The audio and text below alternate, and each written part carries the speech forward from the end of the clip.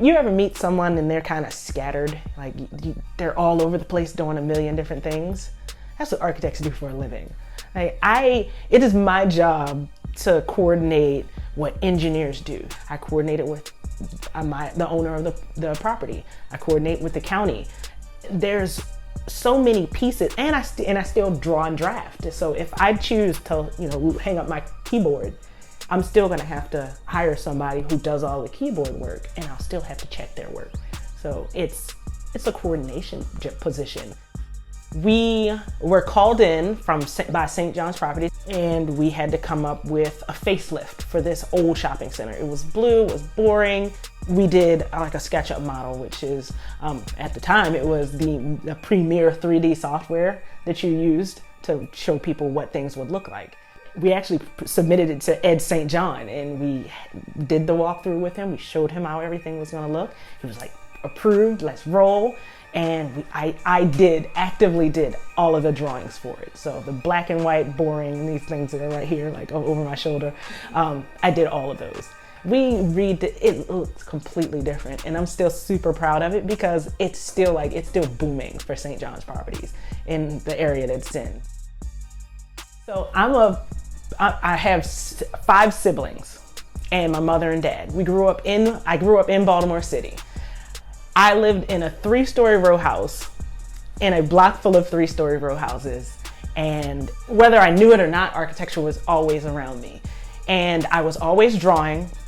When you walked into my room as a kid, like all these walls here, they would just be full of posters that I drew. I liked to draw, I was excellent at math. And through the course of I was in a really bad middle school. And my teachers must have seen something in me because they were like, listen, we gotta look out for it. And I did stellar on tests, but I didn't go to class. So I would cut class and go to the journalism department. And I would be in the journalism department. I would draw like the same drawings I do. I would draw the graphics for the school newspaper, and I would write articles. So they were like, okay, so she's not dumb.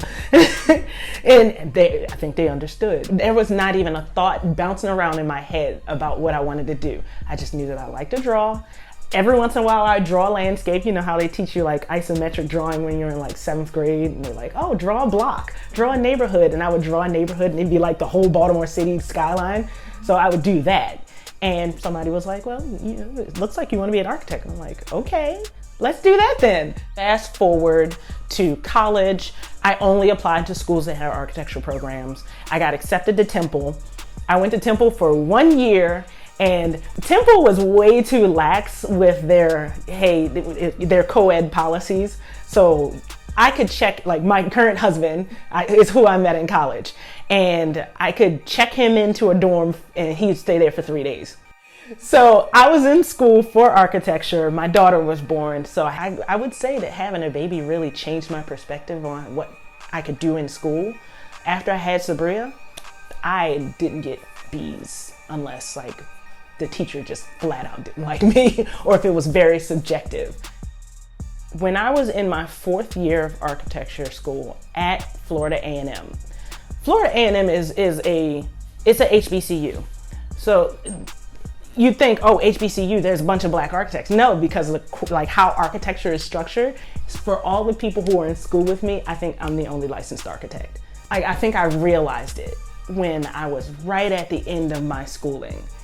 And we have these presentations that we have to do. They give you an assignment, right? Let's say, okay, we have this plot of land over here in Tallahassee, Florida, and we want you to design a library on that site. It has to have these requirements, and go.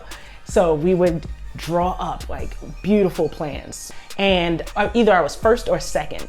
I put all my stuff up on the wall, and I went behind, it's a big giant board. I went behind the board and I just started bawling, and I could not stop crying. My classmates were like, yo, what's wrong? It was really internal though.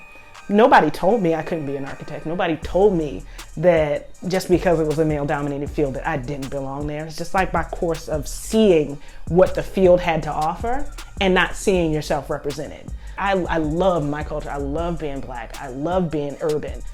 I should not be the only Black female architect somebody meets in the course of their lifetime. But considering that now I think there's only 474 of us in the United States, I might be one of the only Black female architects that somebody meets. I always tell people who are like really antsy about like why their life isn't going the way it's supposed to go, is like, it doesn't have to be a straight line. You do not have to go to high school, get the great grades, go to college, finish college, go to work. It doesn't have to be in that way. The name of my firm is Black Architecture and Design Consultants. We work out of Pikesville, Maryland. You can reach me via email at blackarchitectureconsultants with an S @gmail.com.